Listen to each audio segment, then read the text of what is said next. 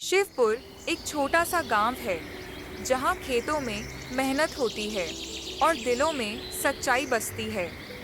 इसी गांव में रहता है एक सीधा सादा लड़का, मोहन। माँ, तूने आज फिर कुछ नहीं खाया। सुबह से ऐसे ही पड़ी है और दवा भी खत्म हो गई है। बेटा, तू दिन भर मेहनत करता है। मैं तुझे तंग नहीं करना चाहती। भगवान सब ठीक कर देगा।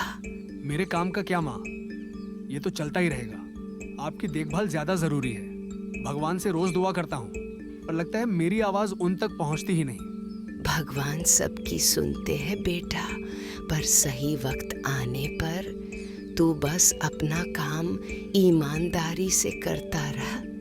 कोई बेईमानी मत करना। नहीं माँ, मैं मेरा काम हमेशा ईमानदारी से करता हूँ। आपने मुझे हमेशा अच्छी शिक्षा ही दी है माँ। मैं अब मंदिर जा रहा हूँ माँ। सोच रहा हूँ मंदिर वाले पंडित जी के पास कुछ काम कर लूँगा, जिससे कुछ पैसे मिल जाए। और मैं तुम्हारे लिए दवाई ले आऊँगा, जिससे तुम वापस ठीक हो जाओगी। ठीक है बेटा, आते वक्त तुलसी की पत्तियां भी ले आना। काढ़ा बनाऊंगी। पंडित जी मंदिर में झाड़ू लगा रहे थे। तभी उन्होंने मोहन को आते देखा और बोला, बेटा मोहन, तू तो रोजाना आने लगा है। लगता है तू तो भक्त बन गया है। सेवा से मन को शांति मिलती है पंडित जी, और माँ कहती हैं भगवान सब देखता है। सोचा आपके साथ काम भी कर लूं, ताकि माँ के इलाज के लिए पैसे जुटा सकूं। तेरे लिए काम नहीं, सेवा है बेटा। तू रोज आ जाया कर। मंदिर की सफाई, प्रसाद की थाली, सब तेरे भरोसे छोड़ता हूँ। तेरी माँ बहुत समझदार और नेक महिला है बेटा, और तू भी मुझे समझदार लगता है। कोई बात नहीं बेटा, इसमें उदास होने वाली कोई बात नहीं है। भगवान देर करता है, अंधेर नहीं। तू बस अपना मन साफ रख, अच्छा समय जरूर आएगा। हाँ पंडित जी, मेरी माँ ने हमेशा मुझे ईमानदारी ही सिखाई है। धन्यवाद पंडित जी, मैं आपका यह एहसान हमेशा याद रखूंगा। और इस तरह मोहन हमेशा मंदिर में जाता है और अपना काम करता है। एक दिन उनके गांव के ही ठाकुर मंदिर में आते हैं। उनके हाथ में सोने का थैला था। वो गांव के अमीर आदमी थे और मंदिर में पूजा करने के बाद गलती से अपना थैला वहीं रखकर भूल जाते हैं और पंडित जी और मोहन को बातें करते देख उनके पास चले जाते हैं। कैसे हो पंडित जी? इस बार की जमीन की नीलामी ठीक से कराना। पिछली बार बहुत हेरा फेरी हुई। ठाकुर साहब, ये भगवान का आंगन है। यहाँ सच्चाई ही चलती है। यहाँ कोई हेरा फेरी नहीं होती है। और ये नया लड़का कौन है? अया, मैंने इसे कभी देखा नहीं। गांव में नया आया है क्या? नहीं ठाकुर जी, ये तो अपने ही गांव का लड़का है। बहुत ईमानदार है। ये तो यहाँ काम के लिए आया है। इस बेचारे की माँ बीमार है। इतना सुनकर ठाकुर साहब वहाँ से चल पड़ते हैं और उनका सोने का थैला मंदिर के अंदर ही रह जाता है। उसके बाद पंडित जी भी अपने घर चले जाते हैं। जब मंदिर के दरवाजे बंद करने के लिए अंदर जाता है तो उसे वह थैला दिखाई देता है, जिसे देखकर वह चौंक जाता है। अरे बाप रे, ये तो सोने के सिक्के हैं। ये जरूर ठाकुर साहब का होगा। मैं इसे ठाकुर साहब को वापस लौटा देता हूँ। मोहन मन ही मन में सोचता है, अगर मैं इसे ठाकुर साहब को न लौटाकर अपने पास रख लूं तो, जिससे माँ के लिए दवाइयाँ खरीद लूंगा और कुछ घर का सामान भी ले आऊंगा। नहीं नहीं, ये गलत होगा। मेरी माँ ने हमेशा सिखाया है, ईमानदारी सबसे बड़ी दौलत है। अगर मैंने ऐसा किया और किसी को पता चल गया तो मेरी और मेरी माँ की गांव में कोई इज्जत नहीं रहेगी, और फिर मुझे मंदिर से भी निकाल देंगे। रात होने के कारण मोहन उस थैले को बिना किसी को दिखाए छुपाकर अपने घर ले आता है।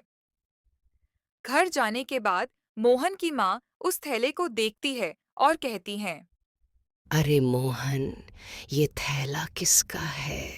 और इसमें क्या है?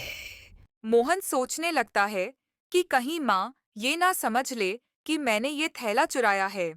माँ, ये थैला मेरा नहीं है। इसे गांव के ठाकुर साहब मंदिर में भूल गए थे। ये थैला सोने से भरा हुआ है। माँ, तुम गलत मत समझना, मैंने इसे चुराया नहीं है।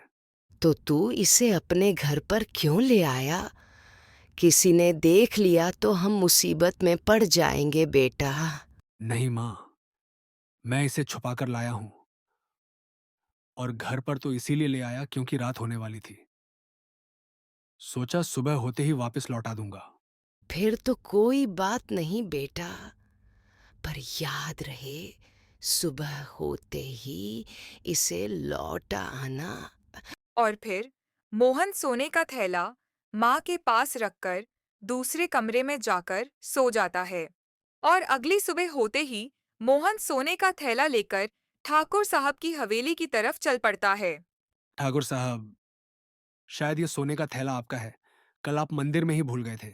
अच्छा, तो तू वो मंदिर वाला लड़का है। मुझे लगता है कहीं तुमने ही चुराया होगा और फिर डर गया होगा। मैं कैसे यकीन करूं कि ये थैला तुमने नहीं चुराया? और थैला सिर्फ तुम्हें ही कैसे मिला? पंडित जी भी मंदिर में रहते हैं। नहीं नहीं, मैं गरीब जरूर हूं लेकिन चोर नहीं ठाकुर साहब। मेरा यकीन करो, मैंने इसे नहीं चुराया है।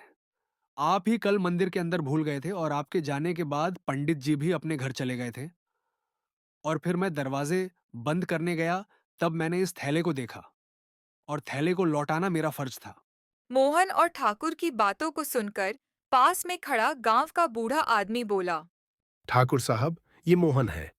ये ऐसा लड़का नहीं है, बहुत समझदार लड़का है। इसकी माँ बीमार है, लेकिन इसने कभी भीख नहीं मांगी। हमेशा अपना काम करता है। और कुछ देर बाद पंडित जी भी ठाकुर साहब के घर पर आ जाते हैं। क्या हुआ मोहन? तुम यहाँ कैसे आए?